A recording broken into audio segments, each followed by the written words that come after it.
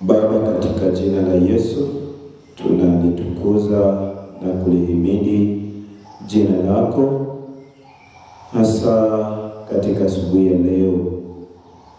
Asante sana kwa sababu ya mapambazuko ambayo yamekwisha kuwapo, yanayo tujulisha juu ya marejeo ya mwana wako kwa mara ya pili.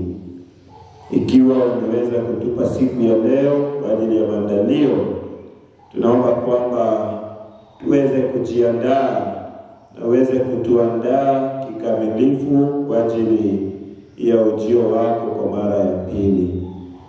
Asubuhi ya leo tunaposoma neno lako, liweze kutugusa na liweze kutuandaa kwa ajili ya ujio wako. Wale ambao wako karibu nasi na wale ambao wanasikia sauti hii kwa umbali, tumewakabidhi mikononi mwako. Nena nasi, ni katika jina la Yesu tumeomba. Amen. Tunashukuru Mungu kwa sababu ya asubuhi na jinsi Mwenyezi Mungu ameweza kutujalia hasa katika pambazuko la asubuhi, tunapopata nafasi ya kumega mkate ambalo ni neno la Mwenyezi Mungu linalo tuandaa kikamilifu kwa ajili ya marejeo yake Yesu Kristo kwa mara ya pili. Wapendwa, ni kweli kuonekana ya kuwa Kristo amekawia. Yaonekana ya kuwa watu wamezama katika shughuli zao. Yaonekana ya kuwa watu wamezama katika shughuli na heka zao za maisha. Lakini wapendwa, neno moja ambalo ningependa nikukumbushe asubuhi ya leo ni kwamba yuaja hivi karibuni. Kanisa la Mwenyezi Mungu limeweza kumkawisha Kristo. Wafuasi wanaojiita kwa jina lake wameweza kumkawisha mwana wa Adamu ili asirejee. Kanisa limeweza kumkataa Roho. Kanisa limeweza kukataa mvua ya masika. Ni kweli wapendwa, agizo lake Kristo anapokuwa anakaribia kwenda nyumbani, anaambia wanafunzi wake kwamba aenda kuandalia makao. Lakini pia anasema nitarudi tena ili popote pale nitakapokuwa nanyi muweze kuwepo. Kwa hivyo aliweza kuagiza mvua ya awali. Wapendwa, asubuhi ya leo ninazungumzia ni kwa nini mvua ya masika haijamwagwa katika kanisa. Ni kwa nini mvua ya masika bado haijanyeshea kanisa. Wapendwa, hilo ndilo somo ambalo ningependa tuweze kuelewa katika asubuhi ya leo, ili tuweze kujihami na tuweze kuandalika kikamilifu kwa ajili ya marejeo ya mvua ya masika, na hasa dhiki kuu iliyoko mbele yetu. Kitabu ni cha Amosi 4 aya yake ni ya 12. Amosi ni 4 aya yake ni ya 12. Pale ningependa tuweze kuangalia andiko fulani hata tutakapokuwa tunayatazama na masomo mengine. Anasema, basi nitakutenda hivi Israeli, nitakutenda hivi Israeli. Anaendelea mbele akisema, na kwa sababu nitakutenda hivi, ujiweke tayari kuonana na Mungu wako, Israeli. Basi wito mkubwa katika kanisa la Mwenyezi Mungu ni kujiweka tayari. Wapendwa, ni kujiweka tayari. Asubuhi ya leo, wale ambao wameamka na mapambazuko ya asubuhi, wale ambao wameingia katika shughuli zao na harakati za maisha, neno la Mwenyezi Mungu linasema ujiweke tayari, ujiweke tayari. Kanisa bado limekataa kujiweka tayari. Kwa nini basi tumekataa kujiweka tayari, wapendwa? Na ndio sababu Roho wa Mungu bado hajamwagwa katika kanisa. Ni kwa sababu tumeruhusu kawaida za maisha, ni kwa sababu tumeruhusu shughuli zetu ziweze kuchukua nafasi katika maisha, mahali ambapo Kristo anastahili kuangaliwa sehemu. Ningependa niweze kuangalia ile mvua ya awali ambayo inaitwa the formerly, jinsi Kristo alivyoliandaa kanisa lake kwa ajili ya kupokea mvua ya awali. Kitabu ni gani? Kitabu ni cha Luka 24. Soma nani? Luka 24. Aya ni ya 49. Aya ni 49. Luka ni 24. Aya ya 49. Maagizo kwa Yesu. Maagizo kutoka kwa mwana wa Mungu yakielekea kanisa, yakielekea wanafunzi wake ambao walikuwa wamejiandaa, ambao ndio wangemaliza kazi, ambao ndio wangeweza kumshuhudia kutoka pande za Yerusalemu, pande za Judea na pande zote za Samaria. Hivi ndilo agizo alilowatolea. Anasema, ningependa nisome pale 48-49, kitabu ni cha Luka 24. Anasema, nani ndiye mashahidi wa mambo haya? Yesu anawaagiza wanafunzi kabla kupaa kwenda mbinguni. Anawaambia, nani ndini mashahidi wa mambo haya? Tena anasema,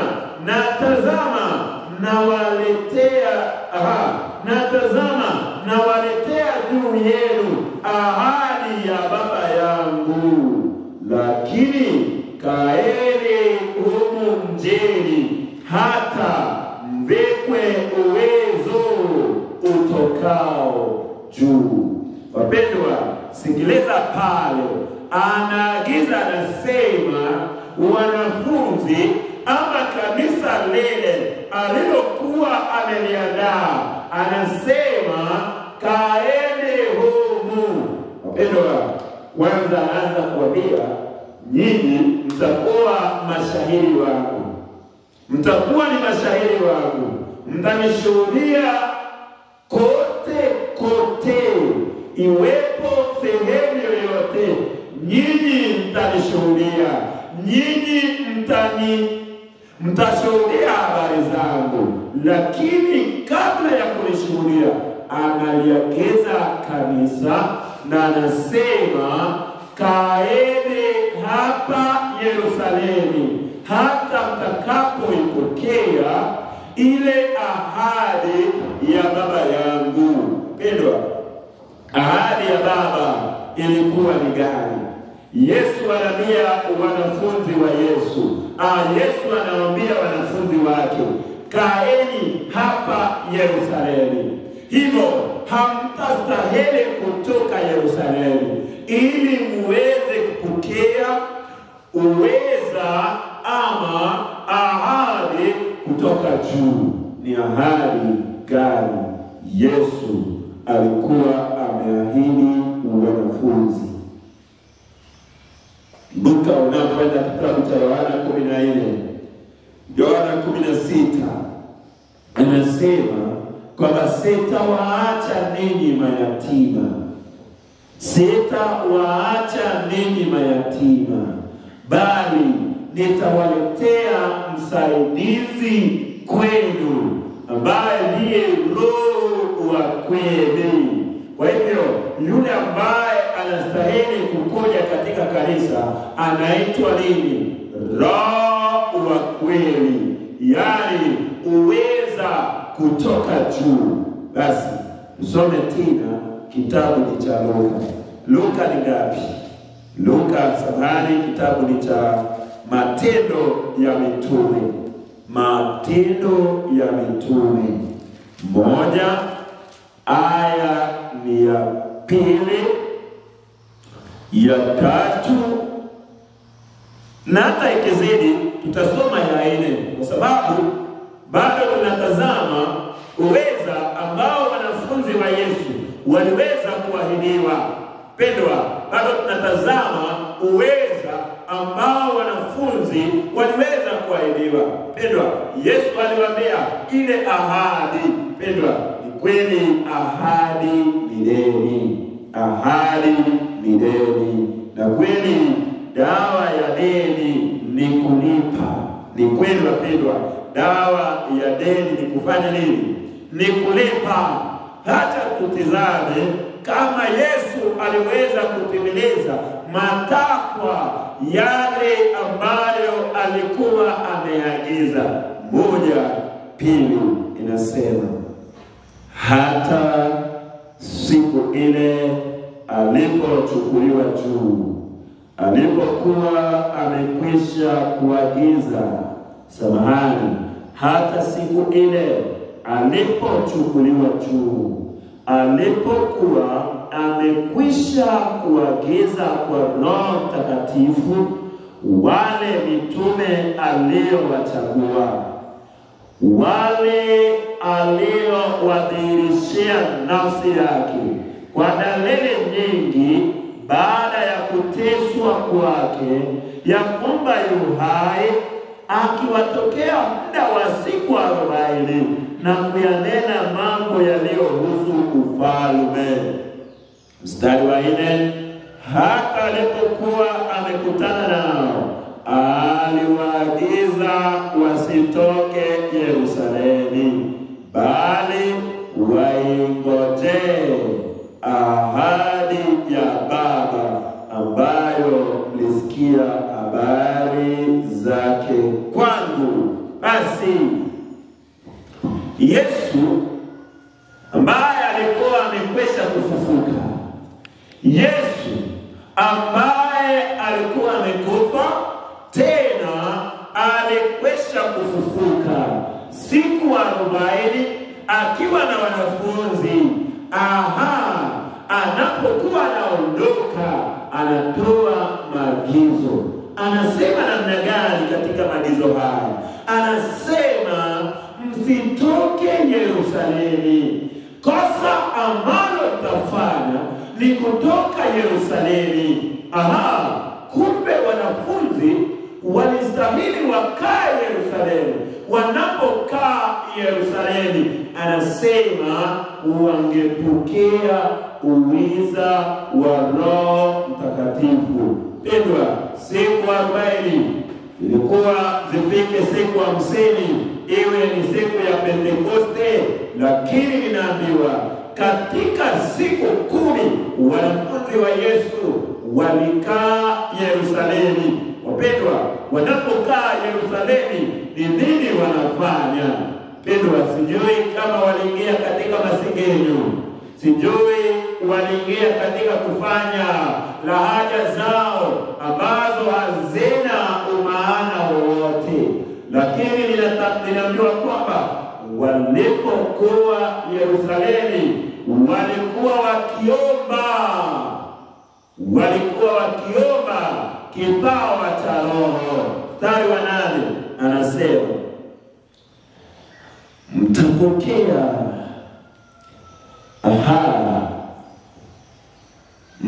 lakini mtapokea nguvu akiisha kuajilia juu yenu Roho Mtakatifu, nani mtakuwa mashahidi wangu katika Yerusalemu na katika Uyahudi wote na Samaria na hata mwisho wa nchi. Kazi ya Roho ilikuwa iweze kuwawezesha wanafunzi wa Yesu waweze kumshuhudia kule Yerusalemu, waweze kumshuhudia Samaria, waweze kumshuhudia na Yudea, kule Judea. Hivyo pasipo uweza huu, kanisa alingeweza kumshuhudia.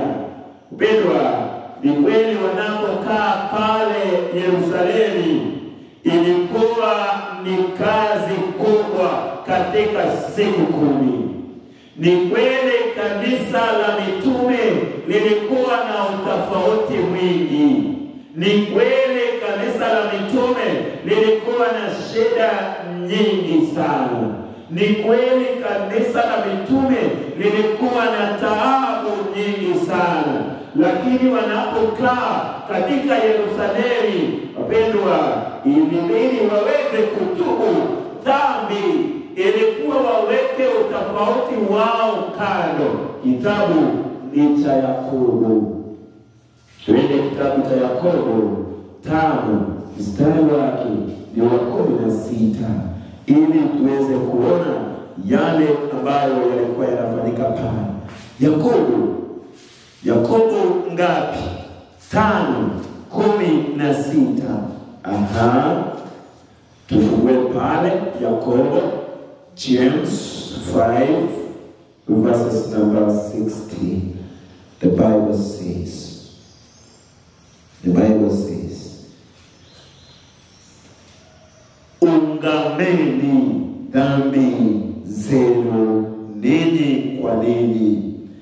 Na anasema ungameni dhambi zenu ninyi kwa ninyi na kuombeana mpate kuponywa. Kuomba kwake mwenye haki kwafaa sana, akiomba kwa bidii. Bwana asifiwe. Anasema ungameni dhambi zenu. Ungameni. Kizungu inasema confess your fault. One to another. What was the work ambayo wanafunzi walifanya? They were confessing one to another for 10 days. For 10 days they were really confessing their fault. Kwamba mimi nimefanya maisha yako yakawa hivi. Mimi nimefanya wewe umefanyika hivi. Mimi nimekuwa mtenda dhambi. Na walipokuwa wanatubu dhambi mmoja kwa mwingine, anasema basi waliweza kupokea Roho Mtakatifu. Wacha nisome kitabu kinachoitwa Steps to Christ, njia salama. Kitabu cha njia salama ama Steps to Christ, 23 paragraph 2. Ni kazi ambayo wanafunzi walifanya, na ni kazi ambayo inalihusisha kanisa la Masalia, wale ambao wanasubiri uweza wa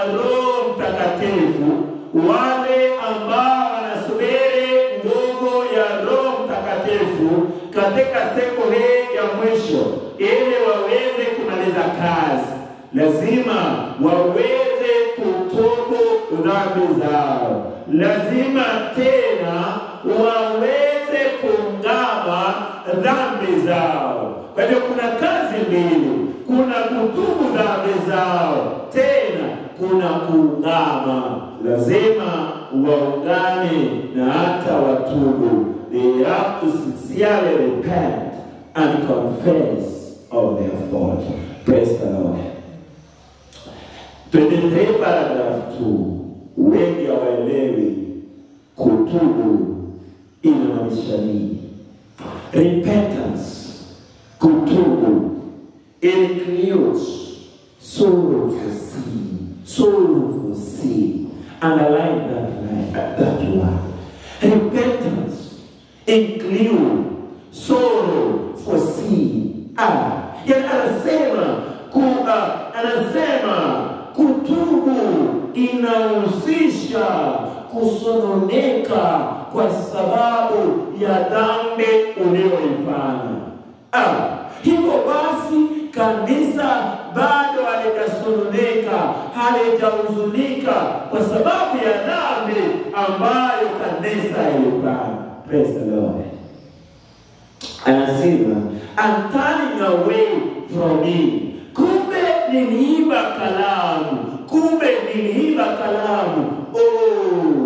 Bwana naomba unisamehe. Unaposema tena unaacha huo wizi kabisa na unaachana naye. Bwana asifiwe. Nilimsengenya jirani yangu, nilimtusi jirani yangu, niliingia katika masengenyo. Kumbe masengenyo ni dhambi. Unajuta, unalia zaidi unapolilia dhambi hiyo, kisha unaondoka katika dhambi hiyo. Inaitwa kutubu kwa kweli. Bwana asifiwe. Anasema we shall not renounce sin unless we see its sinfulness. we shall not renounce sin unless we see its sinfulness. Kwamba hatutaondoa dhambi hadi tuone dhambi yake halisi.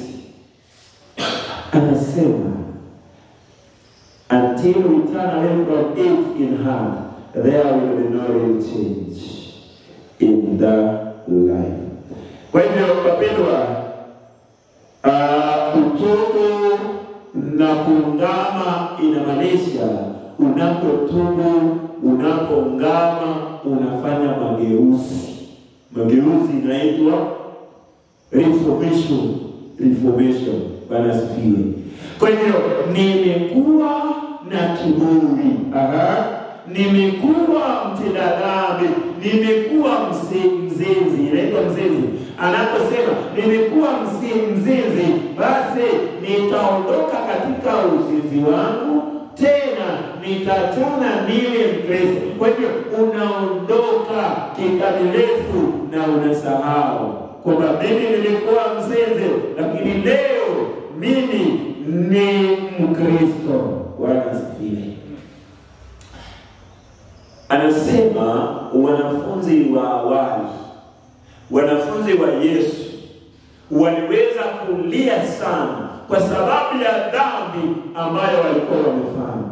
Katika siku 10 walikuwa wanaomboleza wakisema, Petero, mimi nilikukosea, mimi niliongea rude, I spoke rude to you. Peter, I pray thee that you may forgive me. I pray thee that you may forgive me. John, I stepped you and then I clicked at you. I pray that you may forgive me. James, nilikuongea kwa Andrew. I spoke you back to Andrew.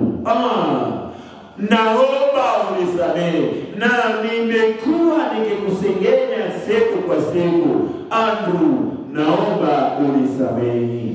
Ninaona wakiangukiana kwa mabega wakitubu dhambi zao.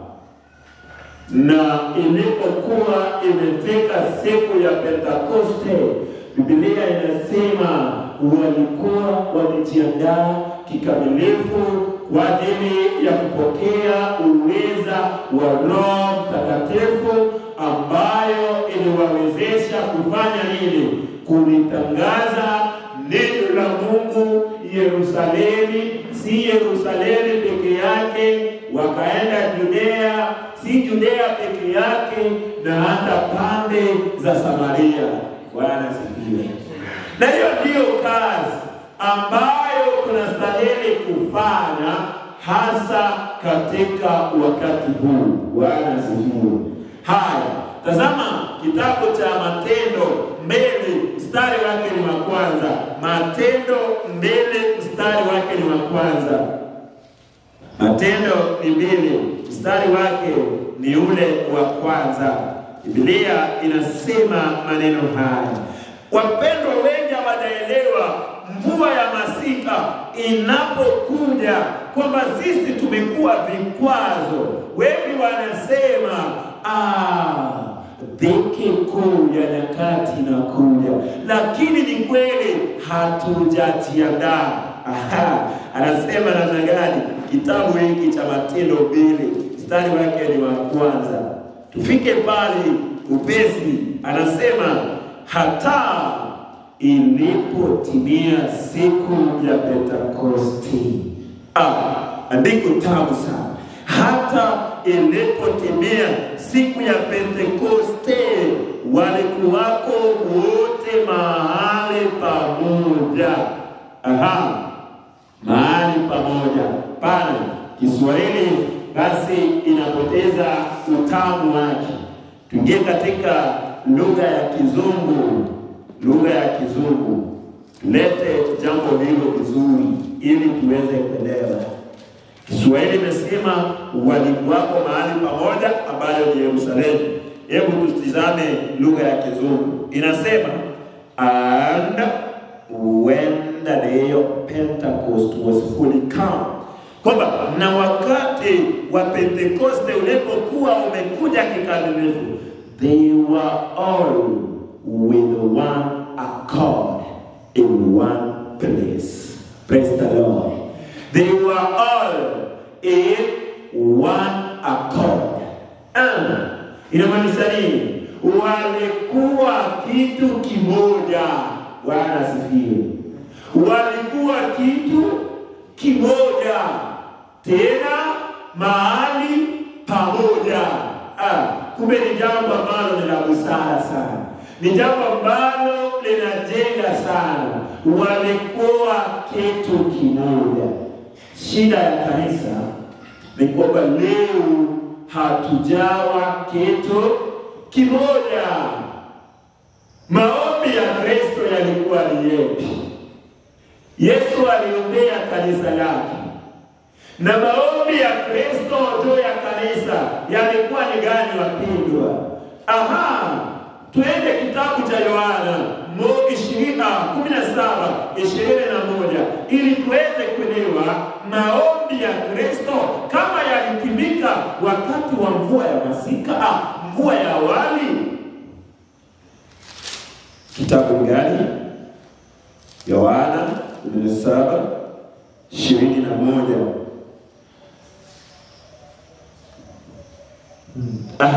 Mstari wake wa 20.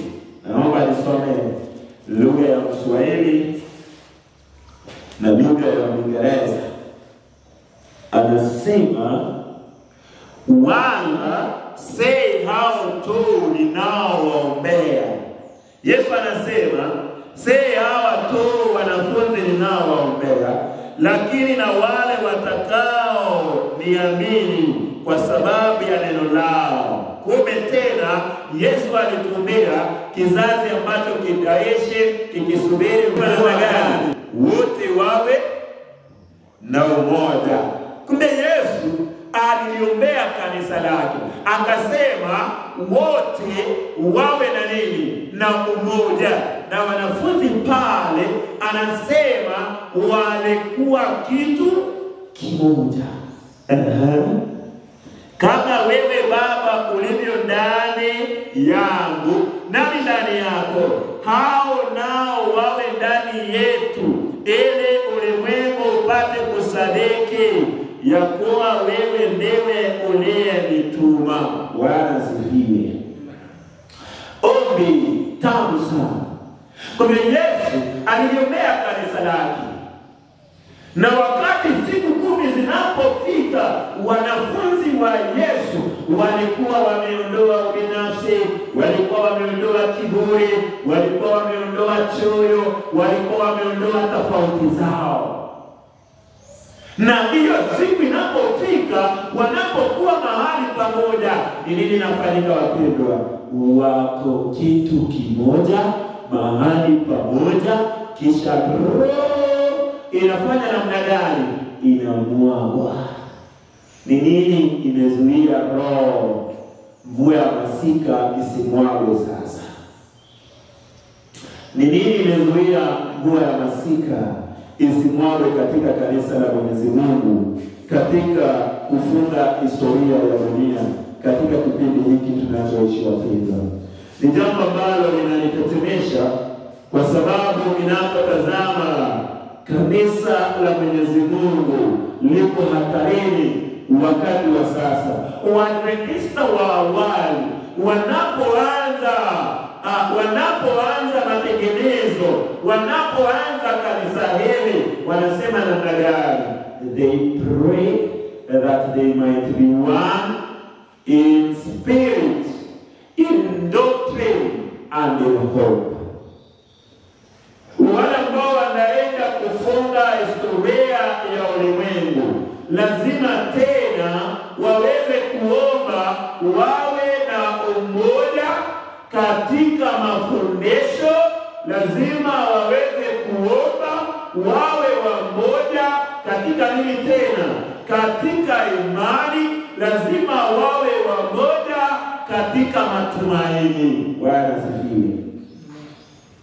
Hilo ndilo ombi waliweza kuomba. Wacha tusome kitabu ambacho kinaitwa Testimonies to Ministers. Testimonies to Ministers. Kurasa yake ni 500 na ngapi? 507. Aya yake ni ya kwanza. 507 aya ni ya kwanza. Anasema maneno haya. Testimonies to Ministers 507 aya yake ni ya kwanza. Anasema many have in great measure failed to receive the former way. Wengi kwa kiwango kikubwa wamekataa kupokea mvua ya masika. Anasema wengi Bwana asifiwe. Wengi kwa kiwango kikubwa wamekataa kupokea nini? Mvua ya masika. Na tunatazama wanafunzi wa Yesu walipokea nini? Walipokea kwa kiwango kikubwa mvua gani? Mvua ya masika. Mvua ya awali. Shida ni nini? Anasema they have not obtained all the benefit that God has thus provided for them. They expect that the land will be supplied by the latter rain, when the richest abundance of grace shall be bestowed. They intend to open their hearts to receive it. They are making a terrible mistake. Wengine wanasema sisi tuko pale kanisani, basi tunasubiri wakati mvua ya masika inapokuja ili tuweze kuhubiri.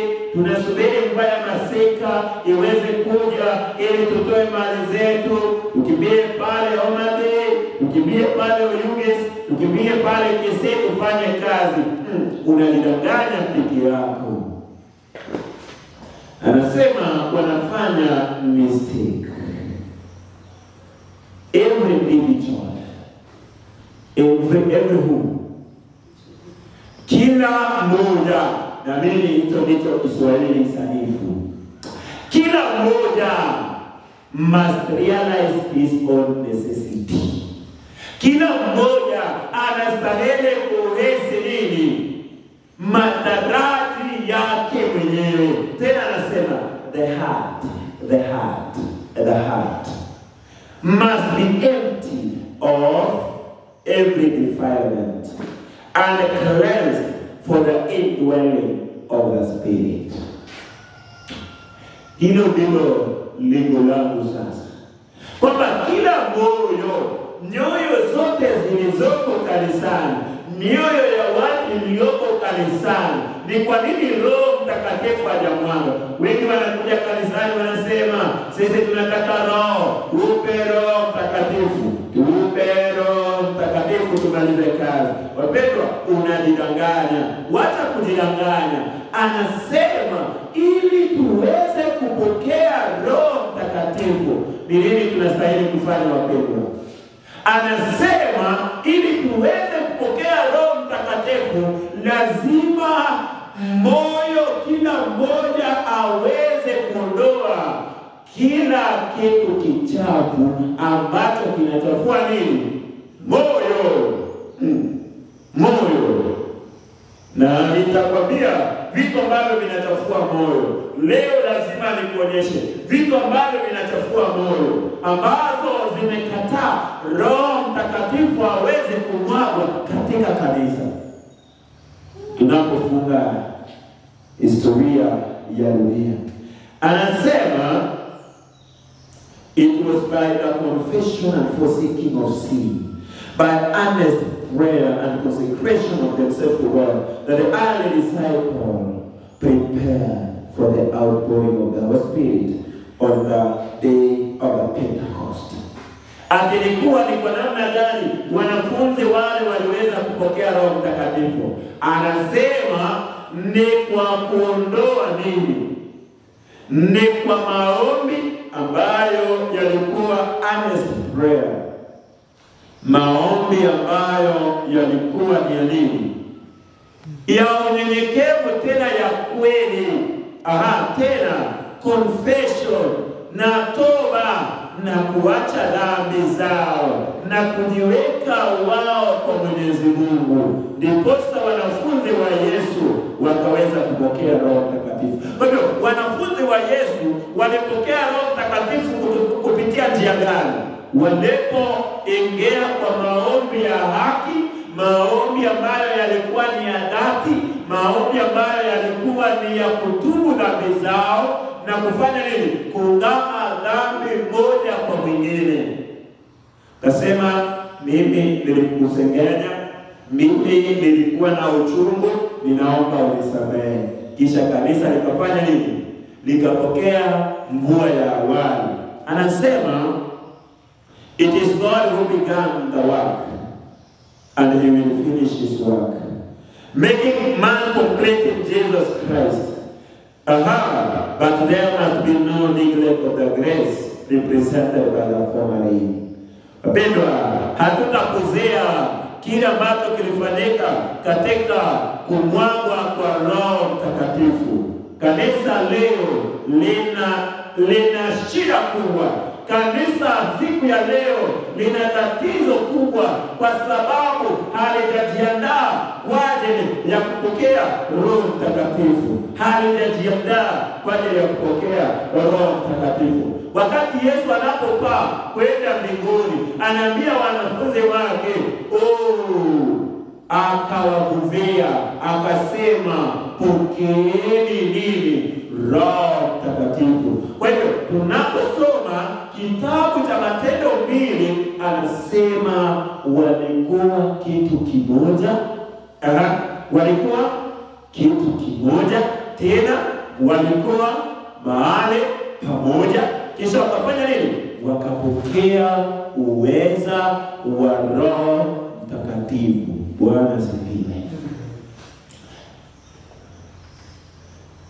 Kweli kundi moja, watu wa Mungu Lama Baba yetu lile kufungu, hatutekwi nalo moja imani, tumaini moja na moja ni twendeni askari watu wa Mungu.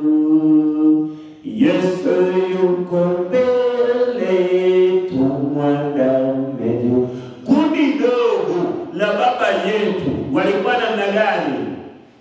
Kweli kundi moja la baba yetu, wenye imani moja, wenye mafundisho mamoja, na wenye tumaini moja.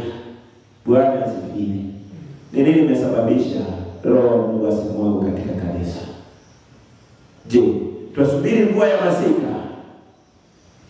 Na mvua ya masika hii inapokuja, inakuja kutusaidia nini? Wanafunzi walipopokea mvua ya masika, ilikuwa ni kukimbisha ujumbe wa Mwenyezi Mungu kwenda wapi? Kutoka Yerusalemu kwenda Judea, kutoka Judea na kwenda wapi? Samaria. Leo tunasimama hapa tukisubiri mvua ya masika ili iweze kumwagwa kikamilifu, ili watu waingie katika kikamilifu kwa mlio mkubwa wa ujumbe gani? Ujumbe wa malaika watatu uamalize kazi na iweze kuwastahimilisha kusimama katika kipindi cha dhiki kuu. Lakini kanisa halijajiandaa. Tuende kitabu ambacho kinaitwa Shuhuda ya Kanisa, gombo la 6. Shuhuda ya Kanisa, gombo lake ni la 6, aya ya 42. Hebu nitakuwa nasoma vitabu viwili za Roho ya Unabii ili tuweze kuona. Shuhuda ya Kanisa, gombo la ngapi? La 6, 60:42 paragraph 1. Anasema, the success of the meeting depends on the presence and the power of the Holy Spirit. Kwamba ile mkutano uweze kuendelea vilivyo, inahitaji sana uwepo wa nguvu za Roho gani? Roho Mtakatifu. Anasema, for the outpouring of the Spirit, ili kumwagwa kwa Roho Mtakatifu, every lover of the cause of truth should pray. Kwamba kwa ajili ya kumwagwa kwa Roho Mtakatifu, kila anayependa ukweli anastahili kuomba. And as far as lies in our power, we have to remove every hindrance to his working. Kwamba kwa kadri jinsi inavyoonekana, lazima tutoe vikwazo. Tutoe nini? Vikwazo. Ni kwa nini Roho Mtakatifu hajamwagwa katika kanisa? Ni kwa sababu kuna nini? Vikwazo. Hizi vikwazo, wapendwa, hizi vikwazo zimemkataa, zimefanya Roho asiweze kumwagwa. Anasema, the Spirit can never be poured out while variance and bitterness toward one another are cherished by the members of the church. So sad. Anasema Roho Mtakatifu hawezi kumwagwa. Hapana, hiyo unapata.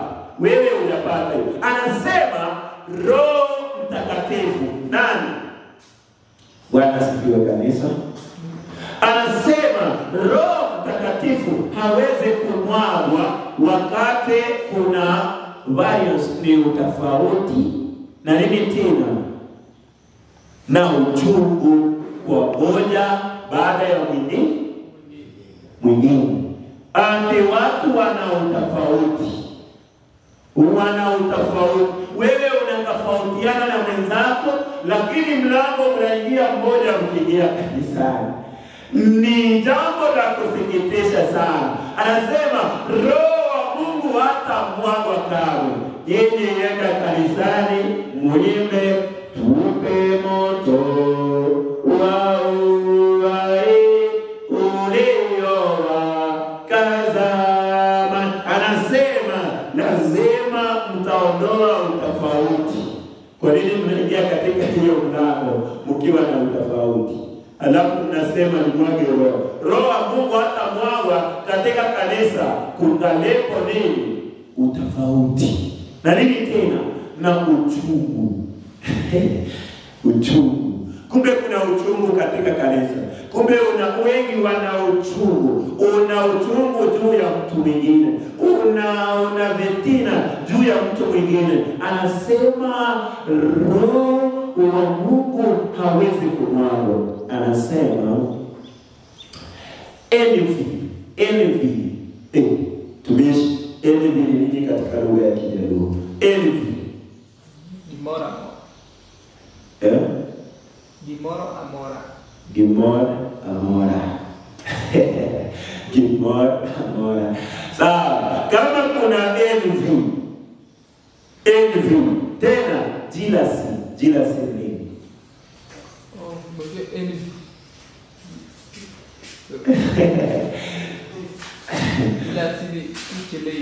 Nini? Ichilate. Hiyo yanazungumza envy.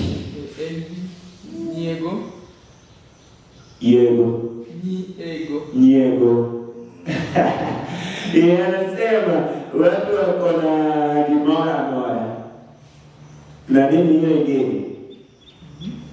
Watu wako na uchungu, wako na envy. Unapomtazama mwingine unaona vitu vitina. Uko na jealousy na mtu mwingine katika kanisa. Anasema roho wa Mungu hawezi kumwaga pale. Evil surmising, kunena kwa nyuma, masikini. Evil speaking ni masigeni. Unarudi unasema unaona vile yule leo yuko. Unaona vile yeye yuko. Yaani unamsengenya mwenzako katika kanisa. Sijui kama hapa kwenu yako wapenda. Hapa kwenu yako, si ndio? Lakini wapendwa, anasema hayo yamemzuia Roho Mtakatifu asimwagwe katika kanisa. Nini? Envy.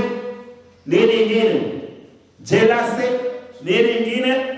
Evil speaking, evil surmising. Anasema hayo ni matunda ya shetani ambayo ameleta kanisani. Na hayo matunda wakati ameyaleta kanisani, Roho wa Mungu hata mwagwa. Roho wa Mungu hawezi kumwagwa pale. Kwa hiyo leo tutajifanya tunahubiri, leo tutajifanya tunaimba, lakini Mungu anasema kazi yenu ni bure. Mimi sitasikia maombi yenu. Kwa nini? Kwa nini wewe una uchungu na mwenzako? Kwa nini wewe una utofauti na mwenzako? Kwa nini wewe una nini? Unamwongea mwenzako nyuma, una masengenyo, alafu unakuja unasema Baba tunaomba roho. Unaimba tupe Roho Mtakatifu. Hakuna kitu kama hiyo. Hiyo kitu hakuna roho. Lazima watu waende Yerusalemu uangalie experience ya hapa nini ilifanyika. Wanafunzi wa Yesu walikaa wakaomba kwamba Baba tunataka roho. Waliomba, wakatubu, wakaungama dhambi zao mmoja kwa mwingine. Kisha Roho Mtakatifu akamwagwa katika kanisa. Bwana asifiwe. Fungu lingine ambayo ni testimony ya mwisho nimalize. Nasoma hii peke yake. Gombo la 8. Testimony volume 8. Kurasa ni ya 22. Kisha tutaomba. I don't wish now to take much of your time. Ni kwa nini kanisa limevivia? Vivia ni nini katika lugha nzuri? Ni kwa nini kanisa limevivia? Ni kwa nini kanisa limekosa nguvu? Kanisa linakosa nguvu. Yaani kanisa linakosa nguvu. Sababu utakuta kama hata watu hawakuji. Wanapokuja kanisa tumechoka tu. Wanapokuja kanisani hatuna uwezo wote wapendwa. Kanisa limetulia tu. Ni kwa nini kanisa halina nguvu? Kwa sasa Shetani anasema mimi nimemaliza kazi na nimelala pale kwa mlango. Kumbe Shetani amemaliza kazi na amelala pale kwa mlango. Sasa Shetani hapa kanisani amewekea mwingine vitina, mwingine ako na chuki, mwingine ako na uchungu, mwingine ana masengenyo, kiburi, mwingine ako na ubinafsi. Shetani anapoulizwa, Bwana Shetani, kwa nini umelala hapa kwa mlango? Mimi nimemaliza kazi yangu. Hebu angalia yule mhubiri anahubiri, ana masengenyo yake chungu mzima. Angalia yule mwingine, yule ako na chuki. Hata waombe. Hizo ndio vitu zilituondoa pale mbinguni. Hakuna kitu hapo. Shetani anafahamu hilo. Roho Mtakatifu hamwagi kanisani. Machungu hayo ni mazito. Hayo ni manini? Mazito hayo. Aya 21 aya ya 4 to 21 paragraph 4. It is the absence of the Spirit. It is the absence. You never got it right. Please get it right. Anasema it is the absence of the Spirit that makes the gospel ministry so powerless. Ni nini inafanya huduma ya injili ikose nguvu? Hiyo hujapata. Mrs. Ben. Ni nini inafanya injili, huduma ya injili inakosa nguvu? Ni kukosa kwa Roho Mtakatifu. Kwa hivyo leo tuna huduma ya injili, watu wanafanya hapa na pale, lakini anasema kile ambacho kimesababisha injili imekosa nguvu ni kwa sababu ya nini? Roho Mtakatifu. Sikiliza. Why do we not hunger? Sasa niko kwa next paragraph. Niko kwa next paragraph, 22 paragraph 1. Why do we not hunger and thirst for the gift of the Spirit? Kwa nini hatujaona njaa? Kwa nini kanisa halijaona njaa na kiu cha kipawa cha Roho Mtakatifu? Mr. Bond, lazima kanisa lione nini? Njaa na kiu cha Roho Mtakatifu. Bwana asifiwe. Kwa hivyo ni nini itafanya kanisa liwe na nguvu? Lazima tuone. Wewe ikiwa unahitaji maji, utakunywa maji ovyo ovyo. Lazima ufanye nini? Uone kiu. Ikiwa unahitaji kukula, ni kukula ovyo ovyo. Lazima ufanye nini? Uone njaa. Kisha utatamani nini? Hivyo basi kanisa bado halijaona njaa na kiu cha kipawa cha Roho Mtakatifu. Mimi ninamaliza. Since this is the means by which we are to receive the power, why do we not talk of it, pray of it, preach concerning it? The Lord is more willing to give the Holy Spirit to us than parents are to give good gifts to their children. For the baptism of the Spirit, every worker should be pleading with God. Companies should be gathered together to ask for special help, for heavenly wisdom, that they may know how to plan and execute wisely. Especially should men pray that God will baptize this missionary with Holy Spirit. Praise the Lord. Praise the Lord. We need to hunger. Lazima tuone njaa. Lazima kama mama tunataka kupokea Roho Mtakatifu. Anasema iongee, ihubiri, iombe ili Bwana aweze kukupa. Bwana asifiwe. Ondoa tofauti zote. Ondoa uchungu wote. Ondoa mali za shetani zote. Kisha ona njaa. Bwana yu tayari kuliko mzazi alivyo tayari kwa mwanawe. Bwana yuko tayari kutupea Roho Mtakatifu. Na anasema haswa kanisa liombe kwamba Bwana awabatize kwa mishonari wake na nini? Na Roho Mtakatifu. Mungu atubariki katika jina la Yesu. Kweli kundi dogo watu wa Mungu. 65 tunapoimba tusimame. Twendeni askari watu wa Mungu. Yesu yuko mbele, tumwandame juu. Ametangulia Bwana vitani. Twende mbele kwani ndiye amini. Twendeni askari watu wa Mungu. Yesu yuko mbele, tumwandame juu.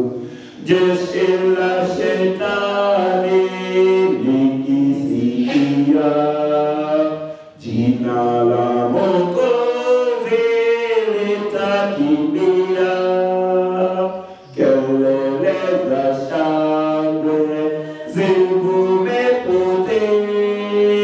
Ndugu inueni zenu sauti.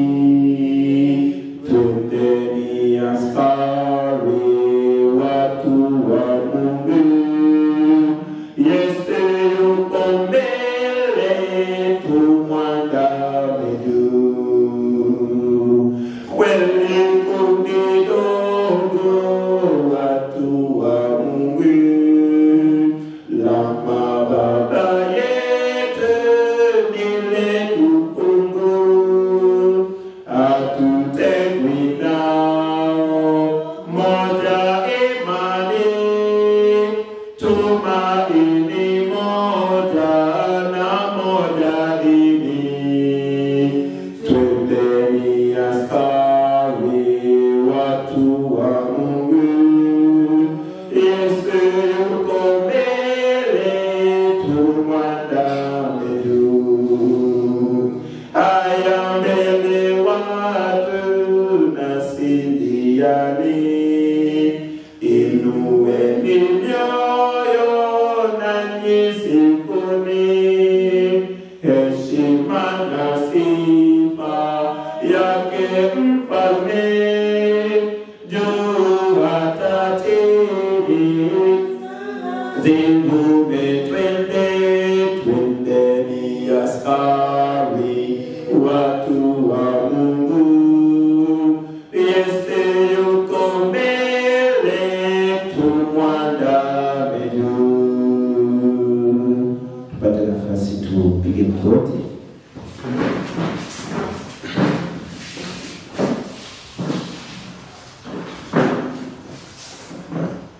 Baba mtakatifu, kwa jina lako tunalitukuza. Asante sana kwa nafasi nyingine katika juma hili ambalo umeweza kutupa ili tuweze kunena habari njema kwa ajili ya ufalme wako ambao uko karibu kurejea.